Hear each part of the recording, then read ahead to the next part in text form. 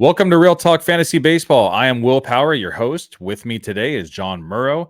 Today on the show, buy low, sell high options, Xander Bogaerts injury replacements, and to drop or to hold. That is the question. All coming up on Real Talk Fantasy Baseball. If it comes to the point where I see Matt Olson there, and I know that Bryce Harper and Pete Alonso are still waiting in the wings, like maybe a round or two later, I think I'm passing on Matt Olson. Period. Home run after home run after home run. I was like, holy crap! Like, it's the old Altuve, you know. And I'm going after guys like Austin Riley that's gonna hit close to 40 home runs with a decent batting average. It has nothing to do with the luxury tax or any of that stuff, dude. It's just the owners want to bring a champion to a team. They're gonna do whatever it takes.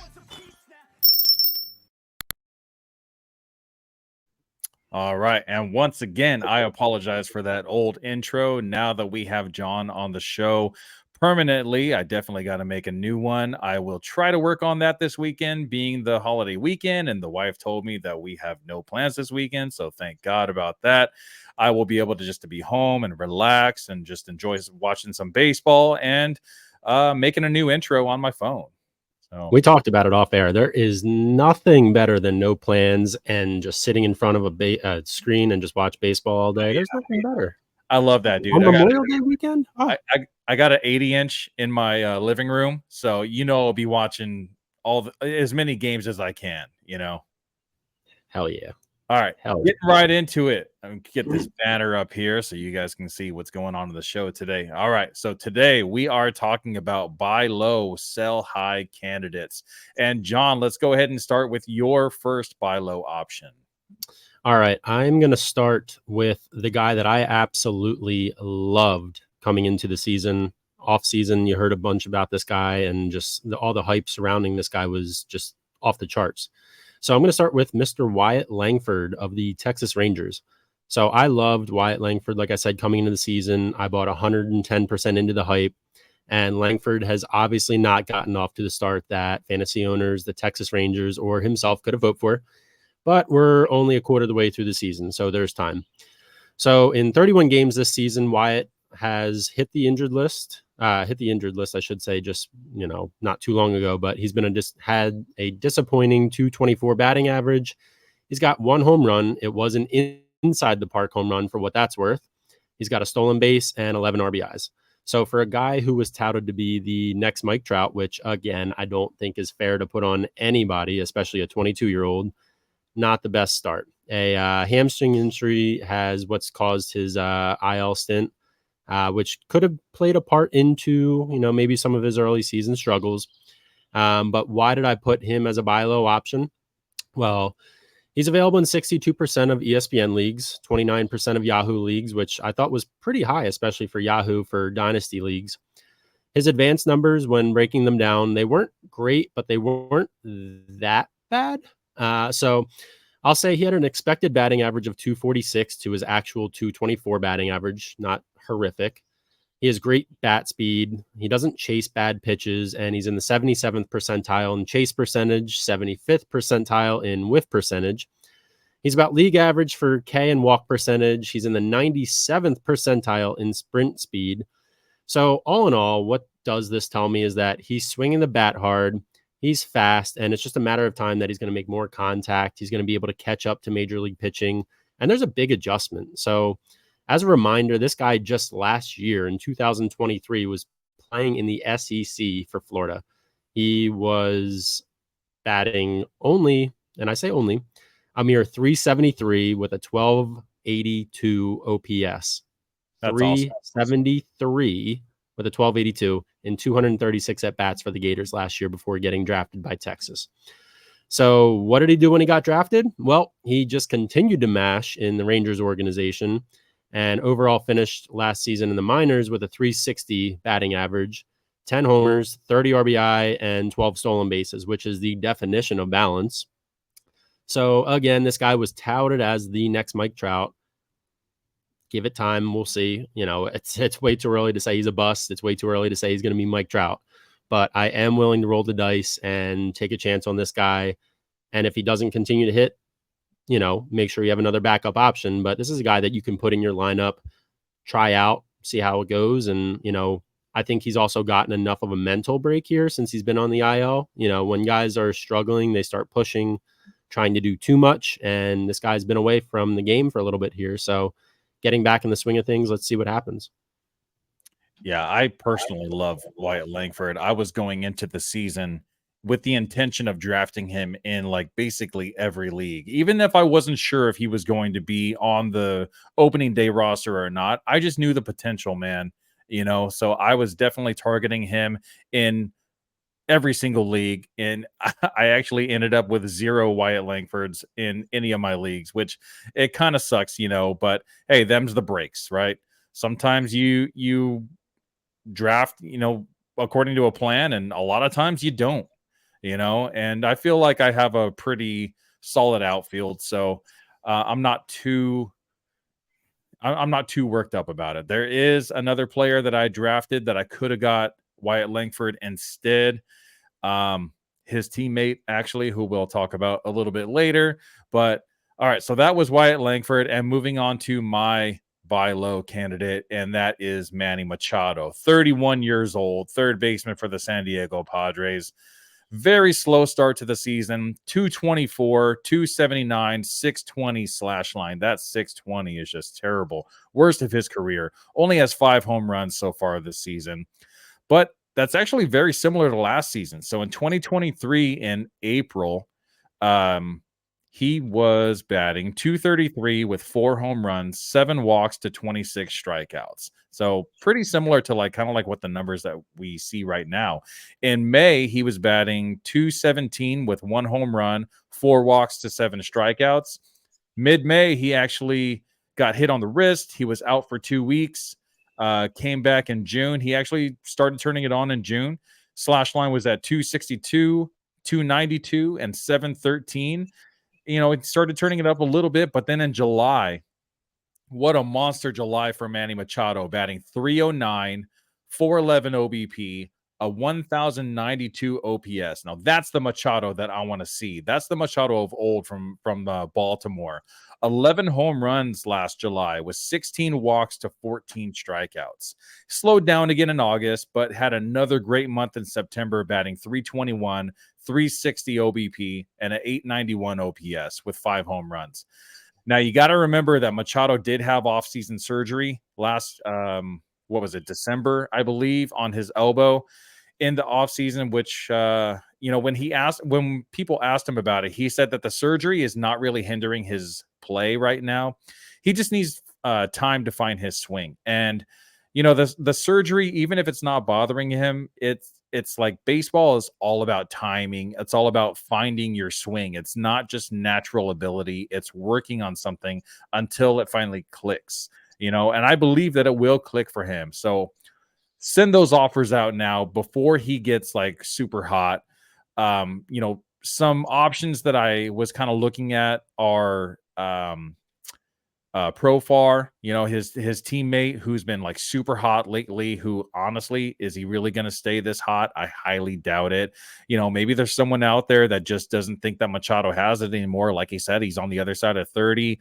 Profar was a top prospect before, so you never know if someone might actually go for that.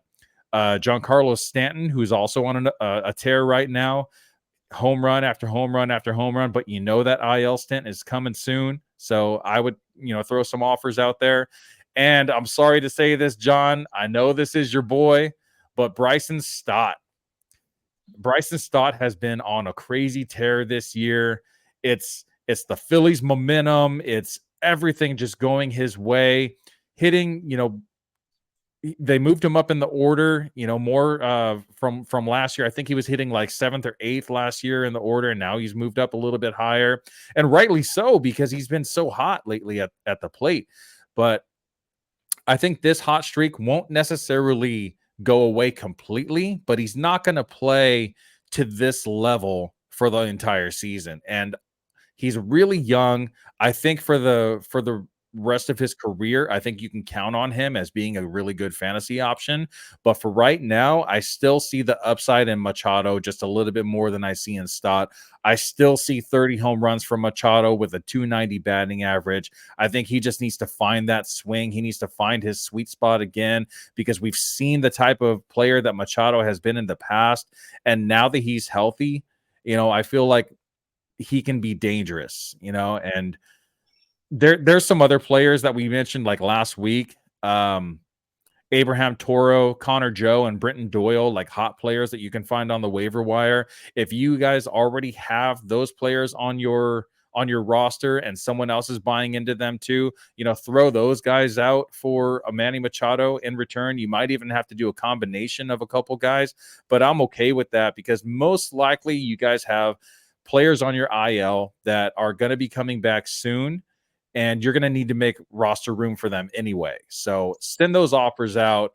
I think if you can get Manny Machado, he'll be paying dividends for sure. Yeah, I think Manny Machado too. I know you're a big weather guy. He always seems to be a June and beyond kind of guy.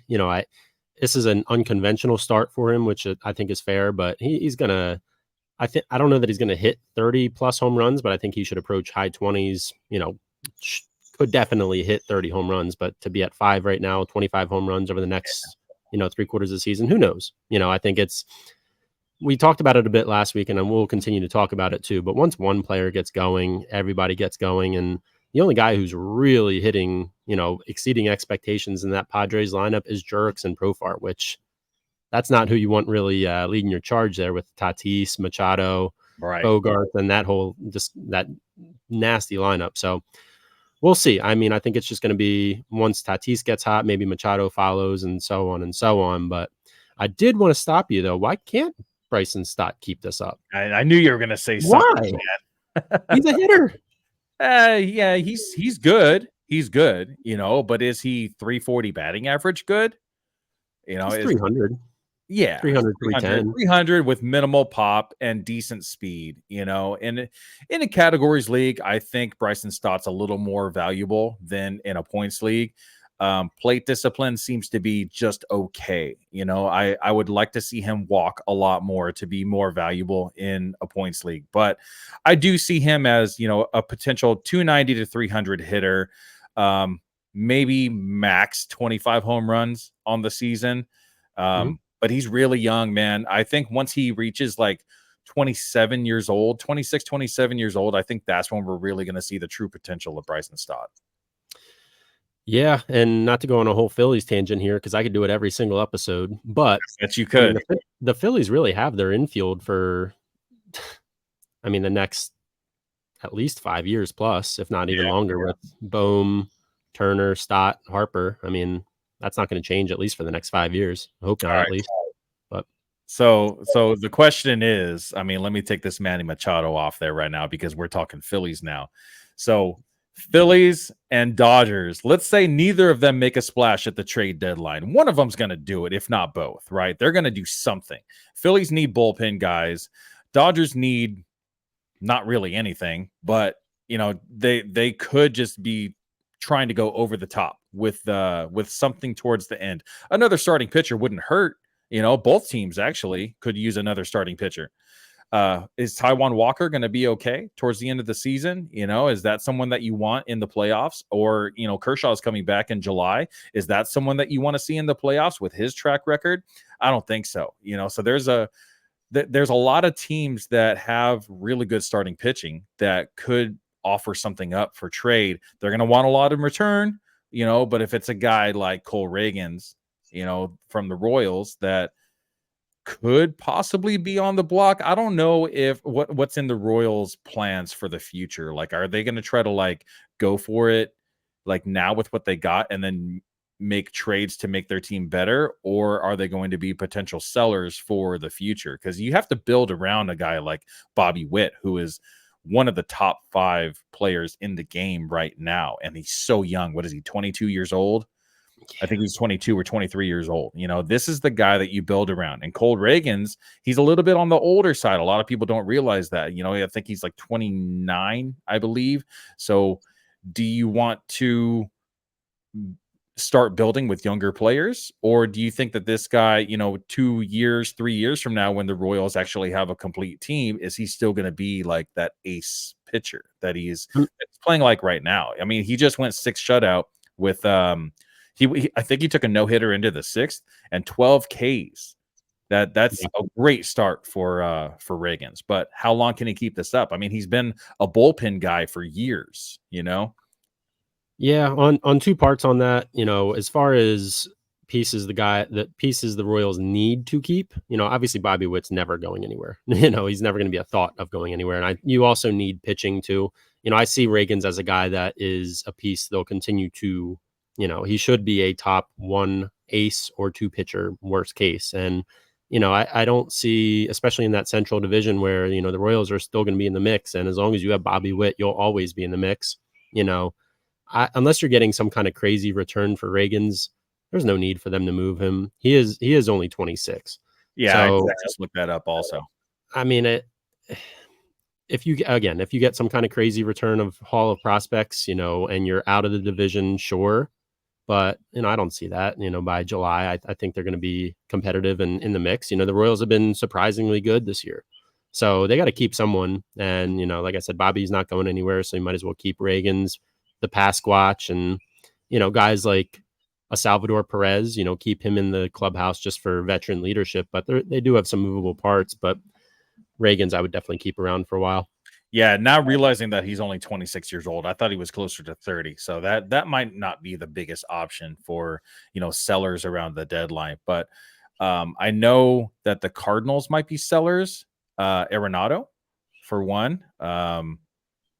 Paul Goldschmidt, possibly. Goldschmidt's like starting to turn it around, and he could be a possible trade deadline acquisition for a team that needs a first baseman. And Arenado, those two are huge if any team goes out for them. But yeah, and I actually think you mentioned about the Dodgers and Phillies. I think those might be 2 teams that are calling about Sonny Gray, Lance Lynn, some of the guys that aren't going to cost you all of your prospects. I think teams are going to be a little weary of Lance Lynn because we all saw what happened to Lance Lynn the last time he got traded to the Dodgers. He just kept on getting lit up. So I don't really have high hopes for Lance Lynn. I know he's on a decent start this season, but I really see no upside. He's definitely on the wrong side of 30, and maybe he's playing above his head right now. His expected ERA is a lot higher than his actual ERA, so I don't really see him being a trade suitor, in the near future. But Sonny Gray, that's a good one. I really like that one. That could be a bolster for any team in the playoffs. And Yankees are going to try to make a splash too. I know they're trying to re-sign or trying to extend Juan Soto. I don't know if that's actually going to happen because are they going to be able to actually afford Juan Soto? I saw that today and I was like, how can the Yankees say that a $300 million payroll is unsustainable for them? They are the New York Yankees, and George Steinbrenner just flipped over in his grave. Like, what are you like? You can't say we can't afford to keep a generational talent. You can't sign a guy like Judge and say, we'll figure the rest out, Well, the thing with Soto is he's thinking closer to like 500 million. Is that something that the Yankees are really going to want to do? I don't know, man. Maybe it could be like a surprise team like the Red Sox have so much money and they haven't been doing anything ever since the Mookie Betts trade. They haven't done anything. They've gotten what, like Alex Verdugo, traded to the Yankees and little things kind of here and there, possibly kind of like, and then Xander Bogaerts, letting go of Xander Bogaerts. And there's a lot of things that they've done in the past couple of years. It's like, what are you doing? Like, look at Justin Turner. Justin Turner had a player option and decided to opt out and then ends up signing with Toronto. He didn't want to be there. Why didn't he want to be there? And JD Martinez left. There's so many players that are not wanting to play for Boston right now. And I don't know what their plan is for the future. Like, why aren't they spending money? So maybe this could be like the start of something. I don't know. I highly doubt it, but I wouldn't be shocked to see Soto sign with the Red Sox. I think they're still maybe a couple years away with the prospects that they have coming up. And I think that's kind of what they're waiting on here a little bit.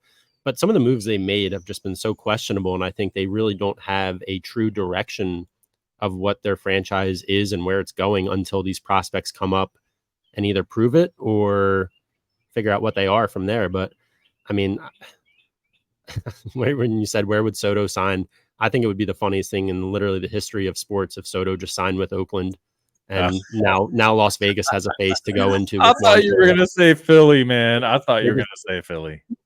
I mean, realistically, I would say the favorite would be the Yankees, followed by the Mets. Yeah. Followed by the field from there. You know, I think he stays in New York because he is a flashy superstar. You know, I could say the Angels, but just to literally back up a dump truck and pay him because that's what they do.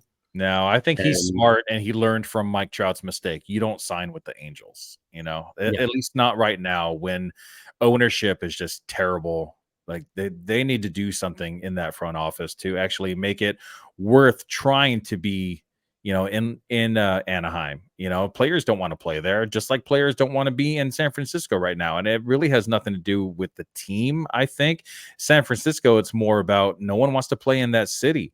You know, you see videos of like homeless all over the place. And I just saw a video yesterday of some dude recording himself. You know, it was on this like Karen Instagram that I was watching the other day, but it's like I totally agree with the dude that was actually making the video. Like, I don't want a bunch of bums like all over my city, you know. And if you play for a city like that, that is your city. That city represents you. And do you want to be recognized when, you know, people are finding needles all over the streets and bums are sleeping right in front of storefronts? Like, come on, no one wants that. For $50 million, I'd do it. 50 million, man, that is a lot of money. All right, that's enough about that. Let's go into your what is it? Your sell high. Sell high. Let's go. On tangent there, but let's sell high. So let's take a player who is exceeding expectations here so far this season. And I'm going to say I really, really do like this player, and I love the fit. And that's Chris Sale in a Braves uniform. So as a baseball fan, I love the fit, not so much as a Phillies fan, but that's neither here nor there right now. So Chris Sale has somewhat quietly been absolutely dominant and the best trade acquisition outside of Juan Soto so far in baseball. So in 9 starts this season, Sale is looking like vintage Sale with a 7-1 record, a 2.22 ERA, and 70 strikeouts in only 56.2 innings pitched. So why am I saying sell high on Chris Sale when he has these incredible numbers, looks like the old Chris Sale of old? Well, I'd say he's already he's well beyond the expectations that I think almost anybody could have expected for him coming into the 2024 season. He's above his ceiling. You can't expect him to go below a 2 ERA. And if he finishes the season with anything sub 3 would be incredible too. I just don't trust that his health is going to carry him to the end of the year here. And I personally would prefer a younger arm with less mileage on it. So if you can take Chris Sale, and if you're in a dynasty league, I would try to target a younger arm, maybe a guy like Cole Reagans that we were just talking about, Ranger Suarez, Michael King, you know, some of these younger arms that maybe you can flip and, you know, hold on to them for years and years to come. If you have to throw in another small piece to get it done, I would do it. Or, you know, even if you took on a lesser pitcher with another bat or, you know, another arm, if you can get 2 players for Sale, but I just don't trust that he's going to stay healthy for the whole season. So ultimately, his advanced numbers I will talk about. And this is why if you are in trade talks with anyone you're trying to get, if you want to say get rid of, if you're trying to trade Chris Sale, you can use some of these numbers to your advantage. So take a look at his Baseball Savant page. It is just absolutely filthy. And some of the numbers that do stand out are his 97th percentile chase percentage. He's 86th percentile in whiff percentage. When guys do get to hit the ball, when they get bat to ball, I should say, they are not hitting the ball as hard, as he's in the 94th percentile in baseball in hard hit percentage. He's relying a lot on that 78 mile per hour slider. So he's using it more than ever. His fastball is ticking down a little bit, but he's 35. You know, that's expected. So he's using that 41% of the time, but that slider's just been on point. It's that vintage Sale slider that you like to see. And again, I'm just very weary that he can not only just keep up this pace, but is he going to stay healthy? So last year, I don't want to say that was the Sale that we were starting to expect, but last year he produced a 4.30 ERA, before he got hurt. He has not pitched more than 147 innings in a season since 2019. Don't get me wrong, I'd personally love to have him on my team, but if I did, I'd also see what I could get for him. So I would see if you can sell on this guy. If you don't get what you're looking for, you're fine to keep him, but see what you can get for him. And if you can sell high and get a good piece for the future, I'd take a look. Yeah, I like it. I like it a lot. I like when we talk about pitchers because that's usually majority of what people are looking for in fantasy. There's always hitters available on the waiver wire.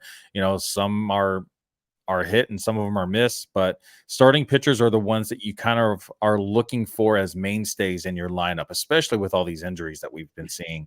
And one guy that I'm going to talk about as my sell high candidate, and I know this is going to come as a shocker, and this is the whole reason why I'm wearing the Pirates hat today, and that is Mr. Paul Skenes, who is the ultimate sell high right now. 21 years old, starting pitcher for the Pirates. He just got finished with his 6 innings versus the Giants, and it wasn't the best start. He only had 3 strikeouts in 6 innings, but it's still a really good start from a very young player. We all know what Paul Skenes can do. He could lead the league in K per 9. He could lead the league in ERA, lead the league in WHIP, all the pitching metrics that we use. That's not the question. The question is, when will Skenes be shut down, or at the very least be limited on his innings? Because last year, Skenes only pitched 122.2 innings in 19 starts. And the Pirates are going to be they're going to want to be very careful with their future ace, especially because they probably won't be in playoff contention this year. So unless Skenes goes on like a Phantom IL stint and rests up midseason, I would guess he won't pitch past September. He's currently at 37.1 innings plus the 6 that he just did today, which is 43.1 innings. In 9 starts in his first. Currently at 43.1 innings in his first 6 starts so far. He was only allowed to go 3 innings in his first 3 starts. He went 4 innings in 1 start and 6 innings in 2 starts so far. So in the beginning of the season, they were very careful, only allowing him to go 3 innings per start. So that's kind of like it kind of proves my point that that's what the Pirates have, in their heads going forward, that they want to make sure that he's built up as a starter, but also want to keep him healthy and don't overwork him. He was in college last season, so this is the first taste of pro baseball that he's had. So if he goes 6 innings every start from now on, he'll be able to make 19 more starts. But let's be realistic. He's 21 years old, throws 100 miles an hour from his first fastball to his last fastball. He's not starting 19 more times this season. That's not how big league clubs handle rookie pitchers nowadays. You might be able to get a 2nd round caliber player in return for Skenes. There's guys that are buy low options, like Austin Riley would be a good one to buy low. He's kind of struggling right out of the gate. Matt Olson's another good one. And there's one guy that is struggling mightily. Let me show you this real quick. Ronald Acuna last season was, MVP, and rightly so, because batting .337 with an 11.4 K percentage, 40 home runs with 70 stolen bases. But look at this year, man, .247 with a 24.1% K percentage. Like what is going on with Ronald Acuna right now? And maybe some people are thinking like, well, he's kind of lost it this season. Maybe he's hurt, or whatever the case may be. Flip Paul Skenes for Ronald Acuna. I guarantee in 2 months, 3 months, you will be ecstatic about that. In a dynasty league or categories or points, I don't care what it is. Paul Skenes probably will not finish this season as a starting pitcher. Maybe they might move him to the bullpen. I highly doubt it. I just think they're going to limit his innings a lot. They're probably going to have him go, 4 innings, 5 innings towards the end of the season, and fantasy value is going to drop, a lot. So I would say sell high, super high on Paul Skenes right now. You could get a lot in return from it. If I had him in a league that wasn't a dynasty league, I'd be shopping him for sure right now. I was gonna say, wasn't this coming from the guy that I tried to trade for with Paul Skenes, and you told me to literally kick rocks? Not But in to be fair, Dynasty League, no doubt. I get that. That's fair. That's fair. I love Paul Skenes. I mean, I think he not only is he just incredibly talented, just reading up a little bit more on Paul Skenes, he said he plans to go into the military after his baseball career. He talks some good shit. He's saying, good luck to batters who watch film and try to catch up. He's like, I'm going to throw it right by you anyway. So good luck with that. So he's gonna walk the walk. He's gonna talk the talk, and it's a guy that maybe I'm just doing this on my own. Maybe you do it too. But for guys that I think are cool or I like or just good dudes, I value them a little bit higher despite their numbers. He's one of those guys. I don't know. Yeah, I think everyone's going to kind of agree with us that Paul Skenes is just one of those generational talents. He is very much Spencer Strider-like and could actually be better than Spencer Strider. Spencer Strider's 5'9", 5'10". Paul Skenes is what, like 6'5", so he has the build to be able to sustain the 100-mile-an-hour fastball, unlike Spencer Strider, who's a little bit of a, smaller dude. So, yeah, that was my sell high. All right, let's go ahead and go with your to drop or to hold players. Yeah, so let's start with Spencer Steer. Spencer Steer is a guy who maybe has not had the best season to start here so far, but I'm going to start by saying I am absolutely not dropping Spencer Steer, despite the numbers not looking sexy on the surface. So first off, this guy has gotten off like I said, not the best start here, but he does have first base, third base, and outfield eligibility, which is huge. He has not sucked, but he's been pretty much average with still a bunch of upside. So he's currently batting .224, 4 homers, 31 RBI, which is legit, and 11 stolen bases. So the batting average needs to improve. There's no doubt about that. I do like that he's pretty balanced with some power and speed. And last year he had 15 stolen bases the entire season, and he's on pace to absolutely shatter that. So he's got 11 stolen bases now, needs 4 more to catch up to his 15 stolen bases all of last year. So what he's basically doing is he's not giving you the same average. Last year he hit .271. He's not giving you the same average, but I see him making up on the base pass with that. So if you're getting that balance of stolen bases, that definitely helps. But last year, .271, 23 homers. We know he can be a very good fantasy baseball player. We know that. The Reds know that. They had him 3-4 in the lineup to start the season. I think he's down to 6 now.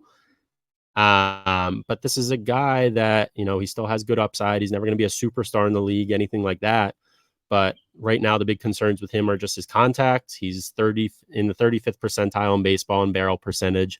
He doesn't strike out much. He gets his walks. And like I said, he's making up for it on the base paths. So this is a guy I would continue to be patient with, as long as he continues to steal bases, and, 31 RBIs is a lot. So he's going to continue to produce runs for you too. The bat's going to pick up, start sitting for a little bit more average. He'll be fine.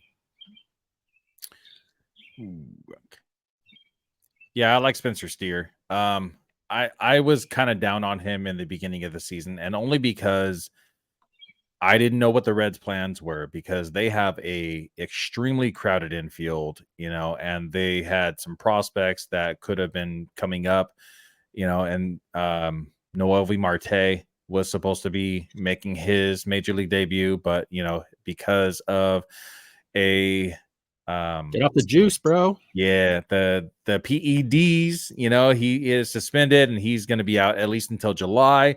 So what are the Reds planning on when, once Noelvi Marte's suspension is lifted? For now, he's just playing in the Dominican, trying to at least stay in baseball shape, but he might even just stay in the minors for the rest of the season, because they were thinking like maybe this guy could be, rookie of the year and hopefully get some draft compensation for that. But I don't know. It kind of seems very unlikely, especially because, like I just said, the Reds have a super crowded infield and an outfield too. Spencer Steer is one of those guys that he could literally play almost every position on the whole field, other than catcher and pitcher. And no, actually he does play first, second, third, maybe not shortstop. I don't think I've ever seen him play shortstop, but he plays every outfield position. Third and outfield, yeah, which is huge, and that's, like I said, another reason would definitely not drop him. minor tangent. This is not the guy I want to break down, but we should talk someday here about what happened to Jonathan India, man. I thought he was going to be a star. Yeah, everyone did after his Rookie of the Year season, and now he's batting 224 I last saw, and he's on the waiver wire and basically every league that I play in, and I just keep on passing him up because I lost all faith in Jonathan India. He's been too subpar for too many years now. I think it's been like 3 years since his rookie season, and he's just been on a downward spiral, and I just don't believe that he is going to be fantasy relevant as long as he's on the Reds. I think he's not happy in Cincinnati. I think a change of scenery would do him some good. I think that'd be awesome. And that would actually help a lot of other players on the Reds lineup get some more playing time as well. So Spencer Steer, if he's already on your lineup, if you drop him, someone else is going to pick him up, because there's really not a lot of other options out there, especially with how many positions that he could play. Even if he's on your bench, if you have a guy like Austin Riley, who is currently hurt and he's been out for like a week now, you can slot Spencer Steer in at third base. If you had Xander Bogaerts, who has second base and shortstop eligibility, I believe Spencer Steer also has second base eligibility in some leagues. So you could slot him in there, or corner infield spots and outfield spots. Like, he plays it all. So I would definitely agree. Don't drop Spencer Steer, at least until beginning of June. Give him at least a couple more weeks. See if he can turn it around now that the weather's starting to get a little warmer. Baseball's a summer sport. Batters and pitchers just do better in the summer. So let's see what he can do in the next couple weeks. Little Unless patient. you name Sean Murphy, who hates summer in Atlanta. Right. Yeah. Last year he said that he was in for a culture shock. He didn't realize the humidity was going to be that bad, and he ended up. Dude, it's literally called Hot Atlanta. What did you expect, my guy? Yeah, seriously. Hydrate, man. Hydrate. Like in Jarhead. I don't know if you've seen that movie where they're holding the cups in the air. Hydrate. Hydrate. I know it, but I've never seen it. Yeah, got to keep on hydrating, man, especially in those hot states. Like, we live in one of those states, man, in Pennsylvania, where in the summers it gets brutal. And the farther south you go, the worse it gets. And in Atlanta, it's one of those places where the summers are hot. Once you go outside, you are just dripping right away. I don't like it. I don't like it one bit. I am in agreement with Sean Murphy, but he's getting paid millions of dollars to do what he does. And, I would do it too for that much money. All right. So my turn. I am talking about Evan Carter to drop or to hold. This one's a little tough, man, because, a lot of times, like, you come up on these rookies that you think are just going to be like amazing. And, 21-year-old outfielder drafted in 2020, round 2, number 50 overall. In 2024, in 40 games, he's only batting .205 with a .293 on base percentage, .687 OPS, 5 home runs, 2 stolen bases, a .242 BABIP. 2023 was a bit different story. He only played 23 games, but he batted .306 with a .413 on base percentage, a 1,058 OPS, 5 home runs, 3 stolen bases, a .412 BABIP. .412 BABIP. That's insane, dude. In the minors in 2023, in 108 games, he batted .288, .413 on base percentage, .863 OPS, 13 home runs, 26 stolen bases. So obviously this guy does it all. He has speed. He has some pop. I was really high on Evan Carter before the season started. I was telling everyone, Evan Carter is going to be great. He was great in 2023. He got called up in September, teed off every single pitcher he faced, except lefties. And this is something that I didn't really look at. I don't know why I didn't look at his splits, but in 11 plate appearances, I know it's a small sample size, but Carter batted 0 with 1 walk and 6 strikeouts. Right-handed pitching was a completely different story. In 64 plate appearances, Carter batted .365 with 5 home runs, 11 walks, 16 strikeouts. So at this point, it's pretty obvious that Carter just doesn't hit lefties. And that's fine because only 25% of the league are lefties anyway, and he should be batting around 300 or so versus righties with some decent pop. So it should balance out his batting average. I would assume that it should be around 270, 275-ish, but that hasn't been the case at all so far this season. Carter's only batting 111 versus lefties with 0 extra base hits in 29 plate appearances. And versus righties really hasn't been much better. 222 with 13 extra base hits in 121 plate appearances. April actually wasn't so bad, 241 with 5 home runs, but May has been terrible, 171 with 2 extra base hits and 45 plate appearances. I think Evan Carter will eventually come around and balance out to something similar to what we saw towards the end of the season last year. Not that hot, but it's a little bit better, a lot better than what we've been seeing. But I would not be opposed to dropping Evan Carter in any redraft league, to pick up a hot bat with some upside off the waiver wire. I think at this point, if you drop Evan Carter, no one's picking him up, at least until he starts, showing signs of life. I think Evan Carter will be great for the future, but maybe the 21-year-old outfielder just isn't ready to be a mainstay in the Rangers lineup yet.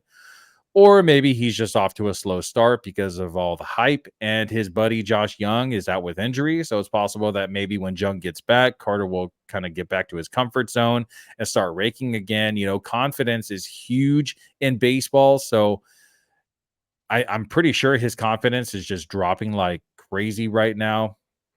Like I said, April wasn't too bad.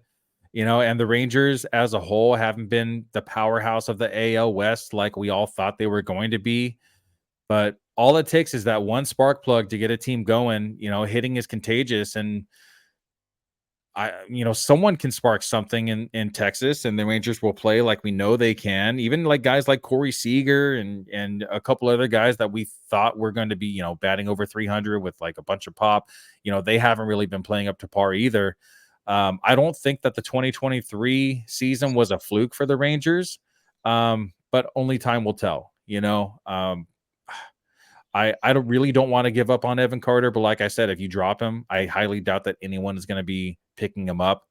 So just if you do drop him, keep an eye on him. There are other options out there at outfield, or if he's in your utility role, there's a lot of bats that we can talk about in a little bit in our next segment. But yeah, anything on Evan Carter? I will say I'm in the same boat as you, especially at the beginning of the year, where I thought in my ESPN league, I drafted the best outfield of all time with Ronald Acuna, Evan Carter, and Wyatt Langford. And nope. So I did drop it. I dropped Wyatt Langford weeks ago just because I needed a spot and I had too many injured guys.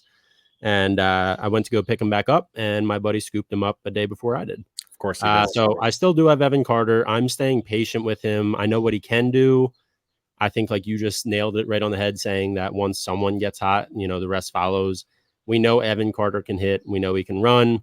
He's 21 years old, so he's young, and it's tough to see a guy like this struggle because, it does mess with your confidence. Maybe they do have to send him back to AAA, see what happens, but we'll see. I'm staying patient with him for now, but it can't continue that long. Just at least for me, there hasn't been anybody else really worth picking up in that outfield spot where I say, I'm going to drop Evan Carter because this guy's much better. There's guys about the same, but I think the potential for Evan Carter to turn around, can be well worth the wait. So we'll see. I'd say a couple more weeks on him as well.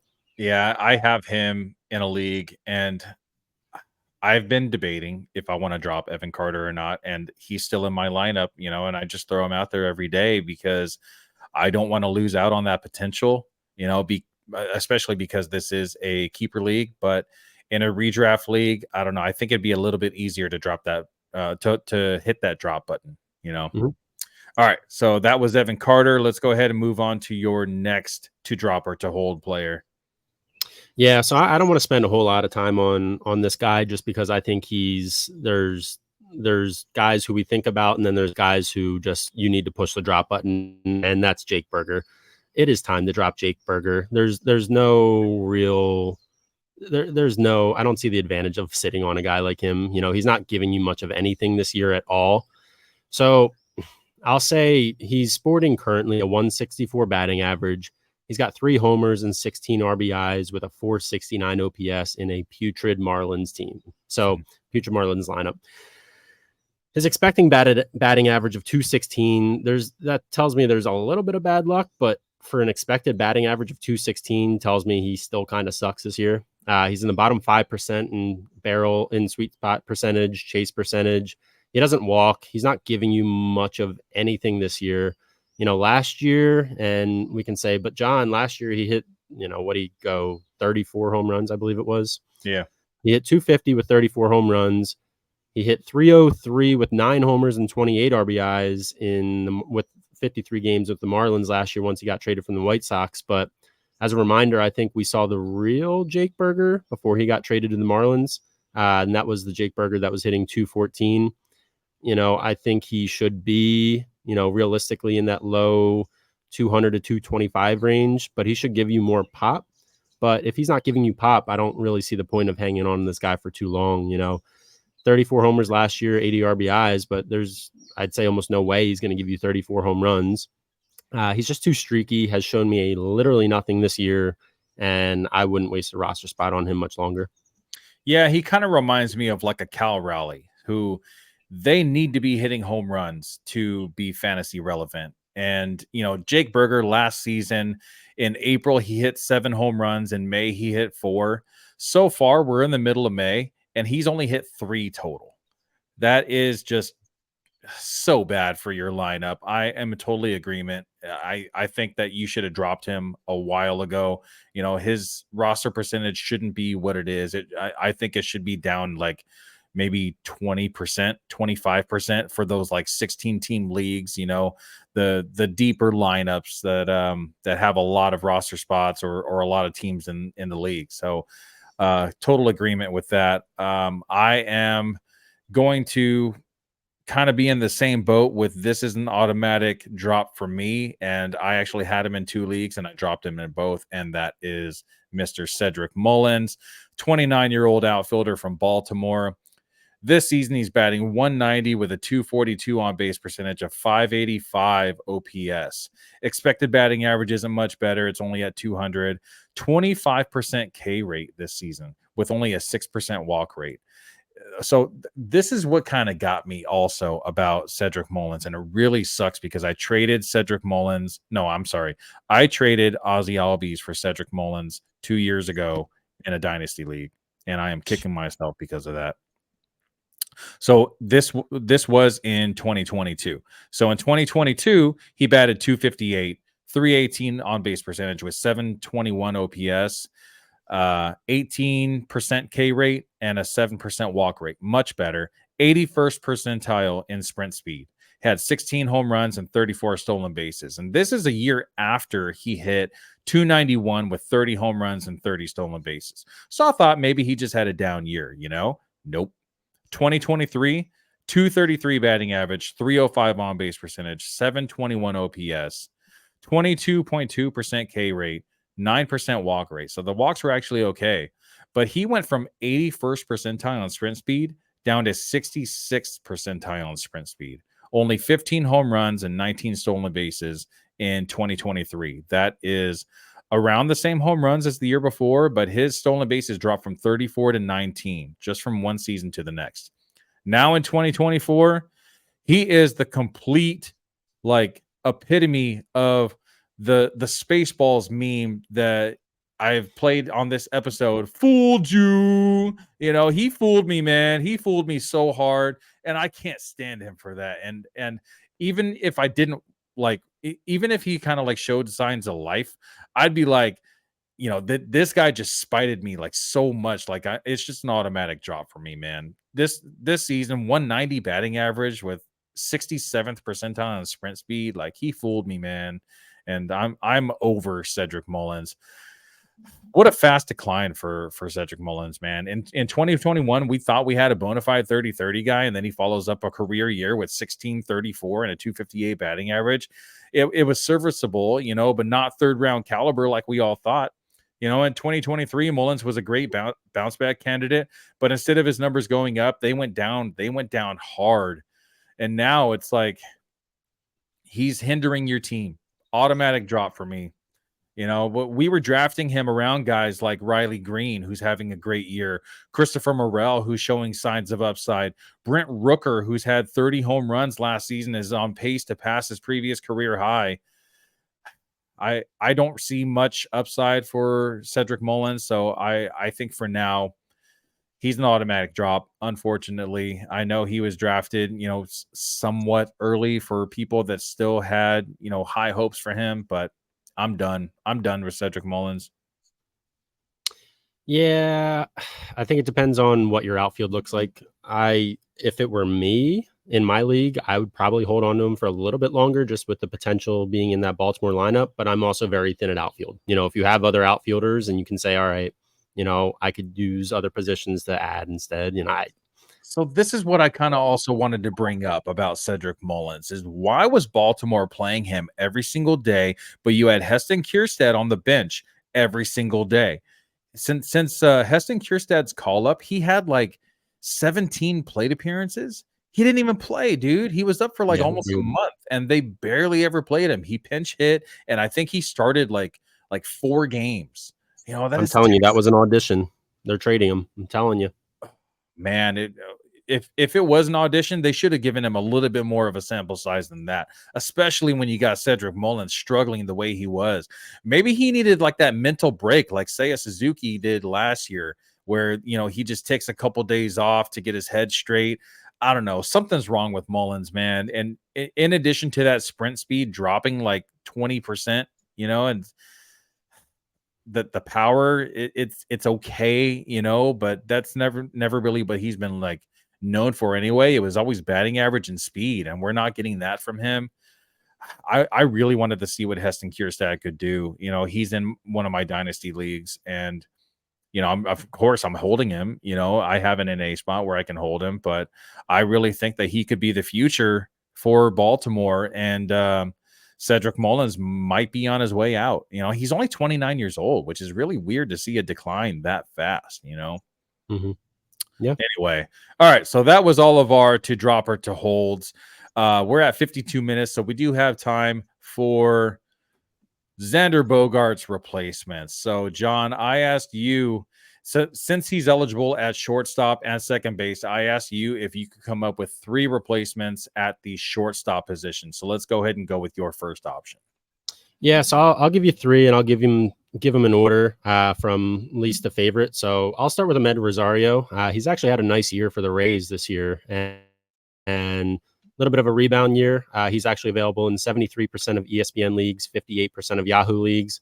He's kind of mid, he's boring, but this year in Tampa, he's hitting 294, so great batting average, couple homers, 2 homers, and 20 RBI with 5 stolen bases. So, you know, never going to be a superstar, never going to be, you know, top fantasy player, but not a bad replacement if you need for a little bit. In my other league, in my Yahoo league, I have Thairo Estrada. I do like Thairo Estrada a bit. I like him. He has second base and shortstop eligibility. He's currently playing second base in real baseball, but you know that's neither here nor there. Given second shortstop eligibility, he would be a fine replacement. He's available in 60% of ESPN leagues and 24% of Yahoo leagues, which is just a fascinating split. But he's batting 259. He's got 8 homers, so he's giving you good pop and 29 RBIs to back that up, and a 310 on base percentage. So good pop there. Good for fantasy numbers. And then the guy who's been super quiet this year, who's come on the scene in May, is Dylan Moore of the Seattle Mariners. So Dylan Moore, again, not a shortstop by trade, but he has shortstop eligibility.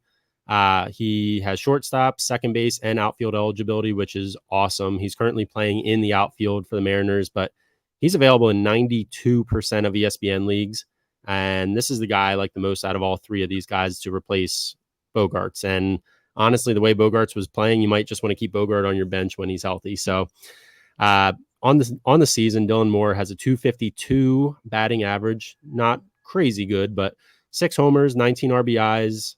And in May alone, he's been on a heater, though. So 5 of those 6 home runs have come in May, in addition to a 293 batting average in the month of May, 12 extra base hits, 15 RBIs, and 12 runs scored. So you got to ride the hot hand in fantasy when it's there. And this guy's hot right now. So especially with, outfield, shortstop, and second base eligibility, I would definitely take a flyer on this guy.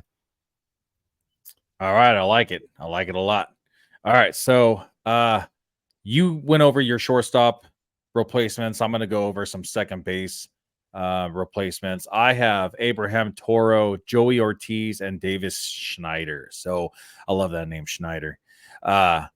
Abraham Toro, I think, is probably going to be my favorite, even though he plays on a terrible team.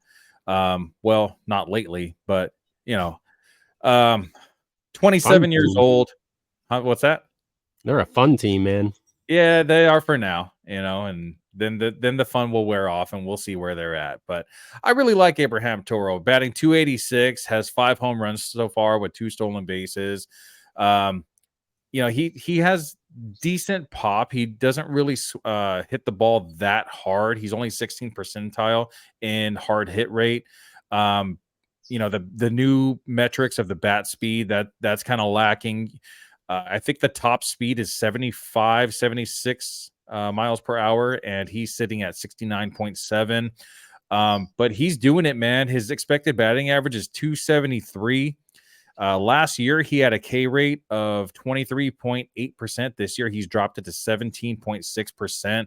Walk rate last year was a lot better, 9.5%. This year is only at a 4.8. But with that expected batting average, I think that he can sustain what he's been doing, for the rest of the season. But he also owned in 60% of Yahoo leagues. So he is right on that cusp of like where I kind of like draw the line between my recommendations and who I don't. So I'm going to go ahead and go with Joey Ortiz as my favorite. He is currently 43% rostered. He's a little guy. He's only 5'9", 25 years old. Originally drafted by the Orioles, but this season in Milwaukee, great ballpark to hit in. He's played 43 games so far, batting 278 with a 382 on base percentage, 886 OPS, 5 home runs, has 7 doubles and 2 triples. So lots of extra base hits, only 1 stolen base. So the sprint speed is decent. It's at 69th percentile. So I'd like to see a little bit more speed from him in categories leagues. But, the Brewers, it doesn't really seem like they like to run so much. But if you are in need of a second base or a third baseman, Joey Ortiz is a great option. I have actually picked him up in a couple of my leagues. Let's see. He has a 46.3% ground ball rate, so it's a little bit higher than league average, but is way better than last season when he was at a 60%. Fly ball rate is at 17.9, and line drive rate is at 22.1. So he's pretty decent option. He pulls the ball a lot, which actually helps him get those doubles and triples. He's has a 43.2% pull rate. So I really like the third base eligibility, in addition to the second base eligibility. I feel like that increases his value like so much, because we thought we were going into the league with third base being super deep, and it just hasn't been that way. Guys that we thought were going to be really good have just not panned out. They're playing very mid. Alex Bregman comes to mind, who's starting to show signs of life, in the last couple weeks or so. But, in the beginning of the season, he kind of just seemed like another like to hold or to drop, and you never want to drop a guy too quick in the first month of the season. We always say, like, cold months, you got to give these guys just a chance to warm up. And all right, so my next guy that I wanted to kind of mention is Davis Schneider with the sick ass mustache. I love Davis Schneider. Doesn't really have a good batting average background. He's kind of like probably going to be like a career 250 to 260 hitter. But with 5 home runs this season and 3 stolen bases, a 345 OBP, I think that's a pretty decent option too. Last season, he had a 1007 OPS. This season, he's at a 796, so right under that 800 mark that I love to see, which is why he's third on this list. But I'm really going to recommend Joey Ortiz as the main option. He's only 43% owned in Yahoo. Like I said, I have him in a couple leagues, and you can slot him in third base or second base, which increases that value a lot. So, and as a reminder, he was also traded for Corbin Burns, so there's potential there too. Yeah, if the Brewers believe in Joey Ortiz, like in that much to trade in, for Corbin Burns, like that is huge, unless it's like another Red Sox trade where they traded Mookie Betts for two guys that aren't even on their team anymore in Alex Verdugo and a pitcher, second generation pitcher, Jeter Downs. So, yeah, both of those guys are no longer on the Red Sox. That was a terrible trade that they made, and hopefully it's You're not mad about it. Yeah, exactly. Hopefully it's not the same for the Brewers. So, all right, we are at that 1 hour mark.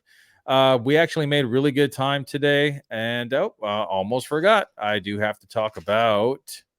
Let me see. Rival Fantasy. Today's episode is sponsored by Rival Fantasy, your all-in-one sports fantasy platform. Make sure to check out rivalfantasy.com or download the Rival Fantasy app using code RealTalkBaseball. Fantasy baseball is what our show is all about, and Rival Fantasy's unique sports betting platform includes best ball, fantasy bingo, daily and weekly drafts, and daily challenges. When you use the code RealTalkBaseball, Rival Fantasy will match your first deposit up to $200. And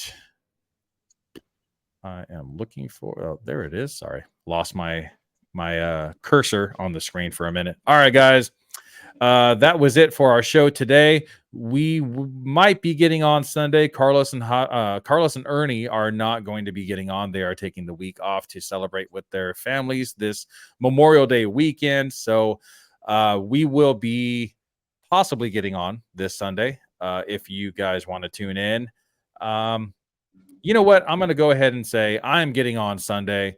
John, if you're available, you are more than welcome to join me. I don't think Javi is going to be able to get on, and but I will try to find at least one more person to get on with me because I am always down to talk baseball. And like I said earlier, I have no plans this weekend. I'm just going to be chilling with the fam.